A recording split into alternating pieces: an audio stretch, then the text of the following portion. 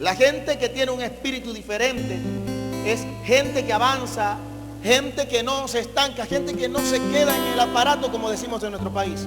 Es gente que empunta, gente que sabe que puede ser punta de lanza en todo lugar donde esté. Esa es la gente con un espíritu diferente.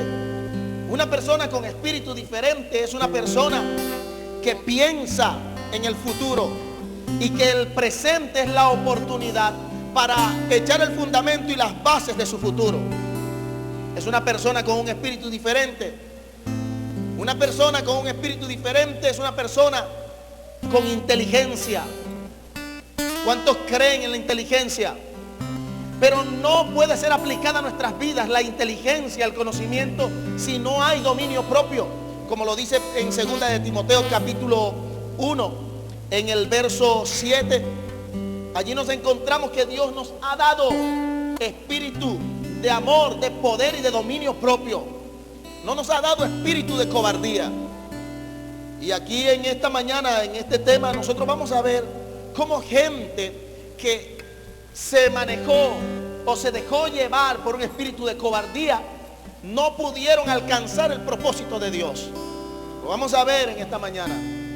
Pero debemos tener muy claro que nuestra fe, repito, nuestra fe será según nuestra óptica.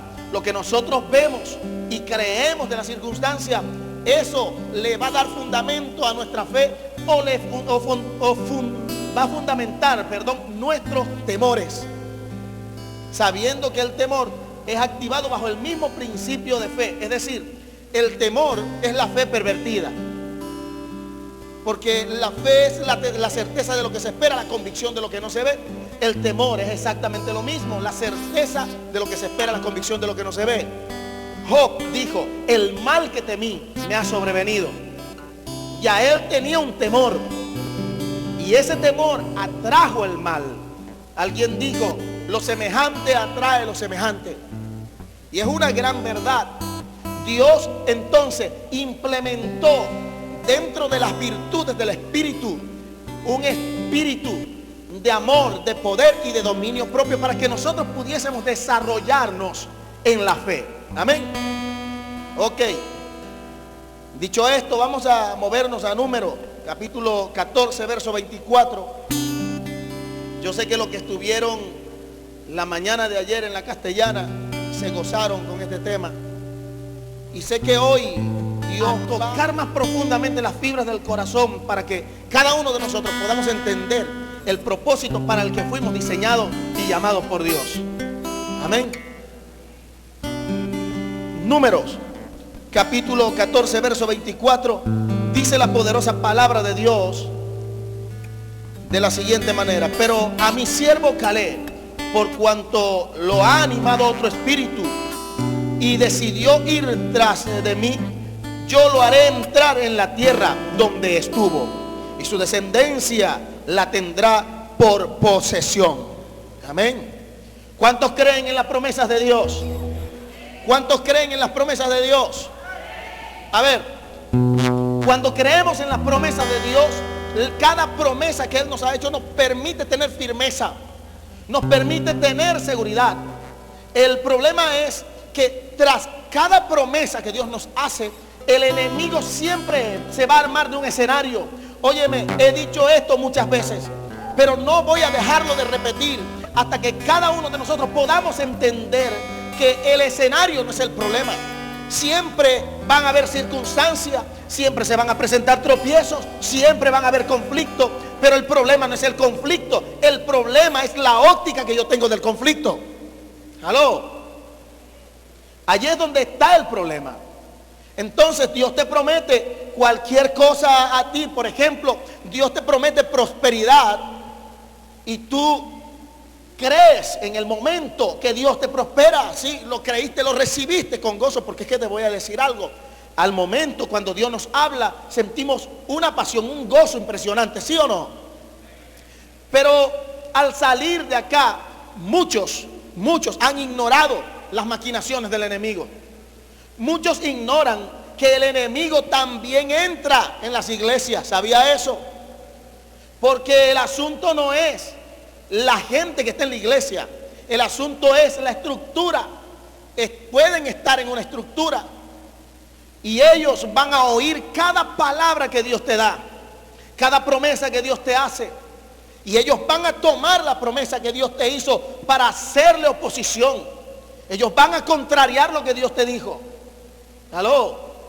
Así que cuando llegues a tu casa, la primera noticia que vas a recibir es que llegó el turco, no el terco, el turco a cobrarte.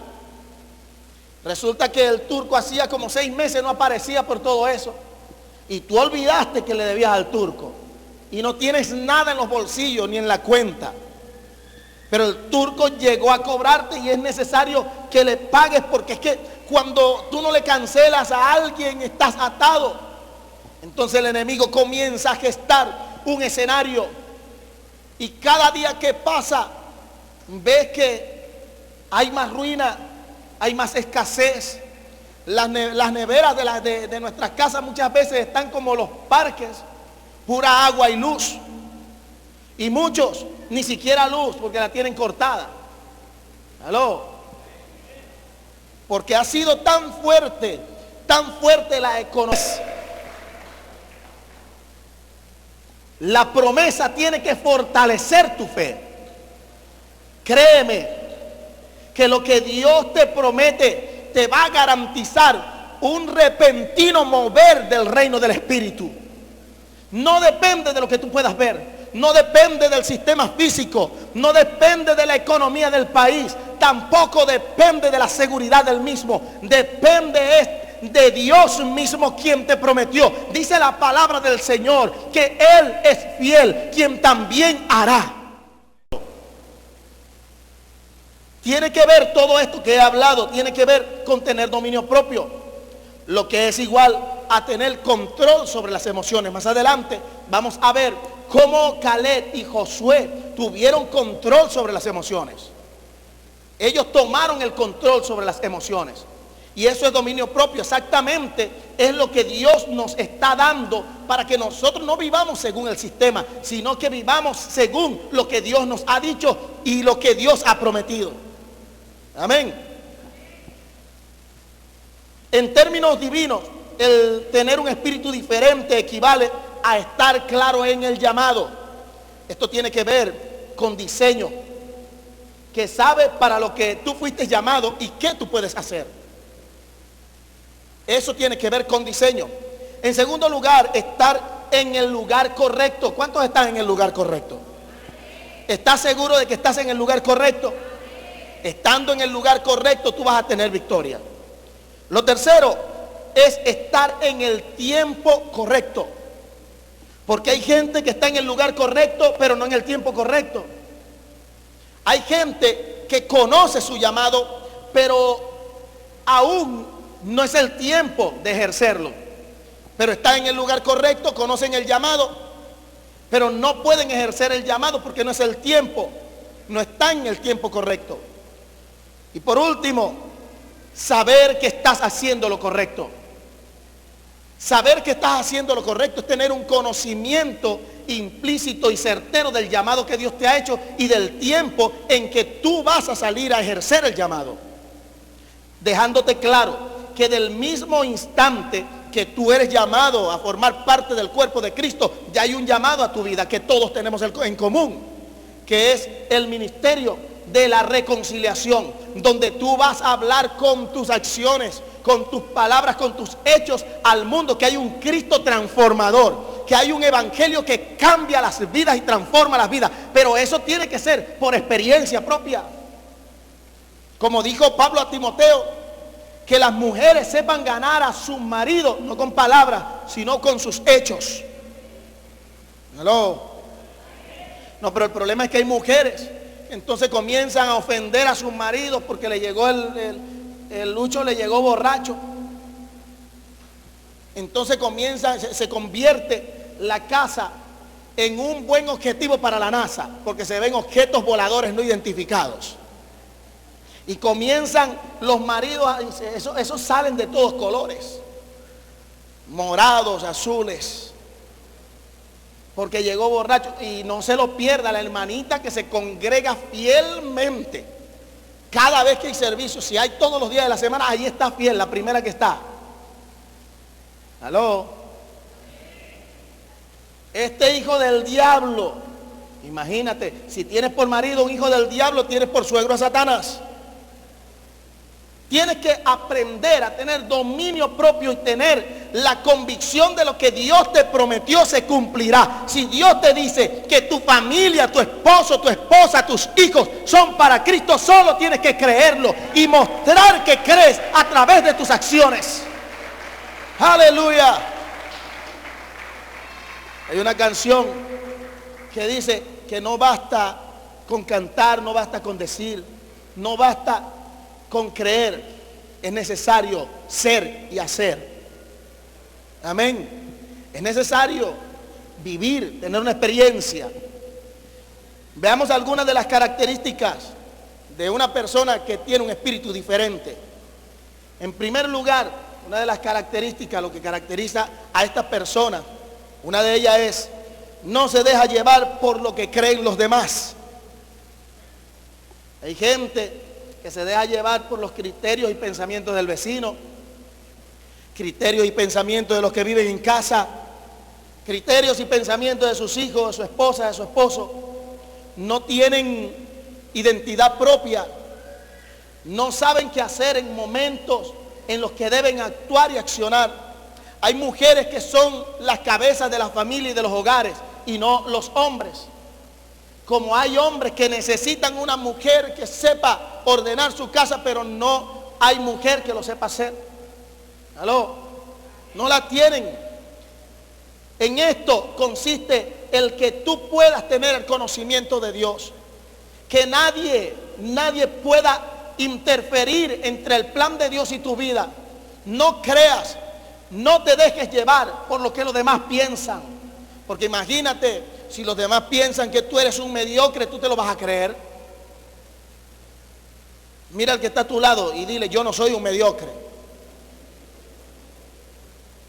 Es tremendo, porque entonces te vas a dejar llevar por lo que los demás piensan. Pero Caleb y Josué no se dejaron llevar por lo que los demás piensan. Observe el capítulo 13, los versos 28 y 29. Los 10 espías expresaron cosas negativas como: el pueblo que allí habita es fuerte, sus ciudades son grandes, amuralladas, fortificadas. También vimos allí los hijos de Anac. Ellos son de la raza de los gigantes. Ellos vieron aquellos monstruos así, unos tipos de más de 2 metros de altura, fuertes, musculosos. Y ellos se vieron chiquiticos, hermano. Óigame, ninguna situación, ninguna circunstancia que llega a tu vida va a venir pequeñita para que tú la aplastes. No, esa circunstancia siempre va a tener apariencia de gigante. La circunstancia, el problema siempre te va a llegar con una apariencia gigantesca. Pero déjame decirte que el problema está cuando tú le dices a Dios lo grande que es tu problema. Allí es donde está el conflicto. No le digas a tu problema, a Dios, lo grande de tu problema. Dile a tu problema lo grande que es Dios. Es cambiar la óptica. Aprende a cambiar tu óptica. Pero estos 10 espías, ellos no tenían una buena óptica de las circunstancias que les rodeaban.